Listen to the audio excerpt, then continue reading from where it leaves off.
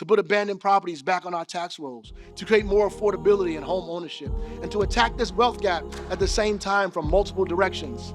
We formed an Equitable Growth Commission and ensure that our ideas and projects focus on the most vulnerable. In fact, we have awarded $35 million to affordable housing projects in every ward.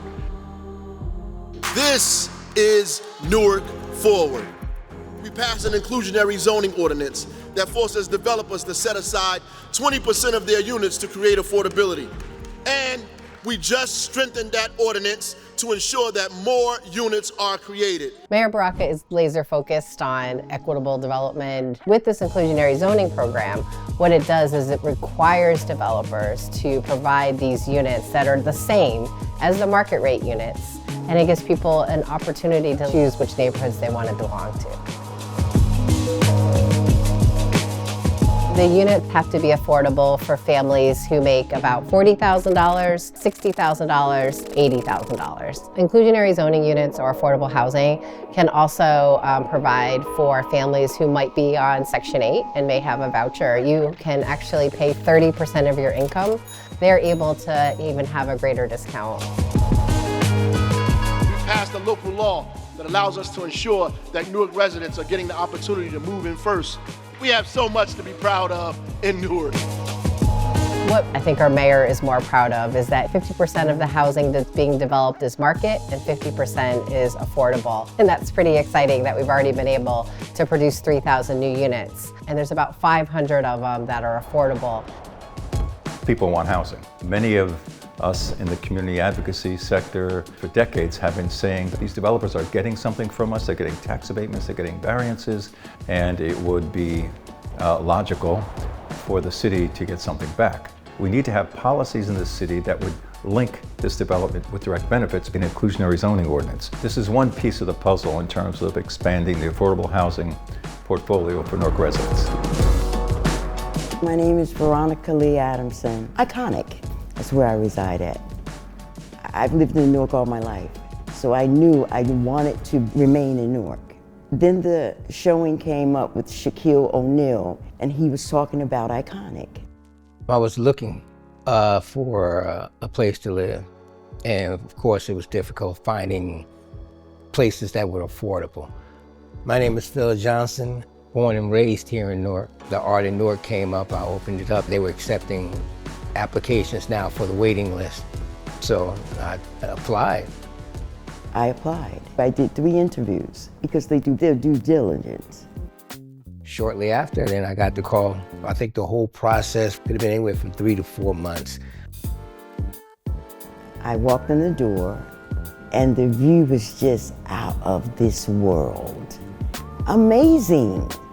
I said to one of the workers here, I've never been on a 15th floor. I'm scared of heights, but this is awesome. How do I like it? I like it a lot. The building, the amenities. I do like the fact that I can come in and I can feel comfortable.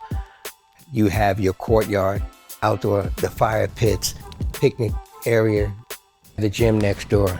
We have a game room and a kids room on one of the floors, 2 office areas where you could be working from home. The washer and dryer, the microwave, the dishwasher. The bathroom is a very nice size. I don't have to worry about my packages. Every place is within walking distance. There's coffee all day long. Those are amenities that you want in your home. I mean, everything is right there in every unit. It brings everybody on the same playing field. Yeah, I think it does help combat that stigma. It's important that I feel important.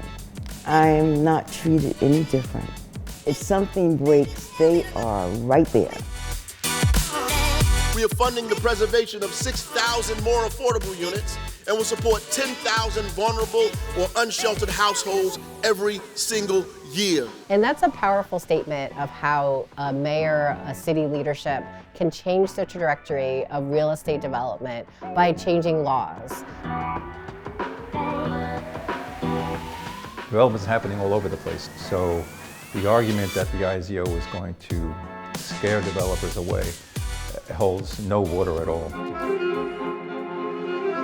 Real estate development is complicated. We all know that. I think Newark's development community is embracing what we're trying to do. They can not only provide affordable housing and also jobs for our Newark residents, but they also can meet their bottom line and their profit margins. I think the IZO is a success, period. It's a very important piece in the puzzle of equitable development in the city. As the old preacher saying is, we're not anywhere near where we want to be, but we're certainly not where we were. And our city is still growing, development is happening, people are moving to Newark. It's a really exciting time.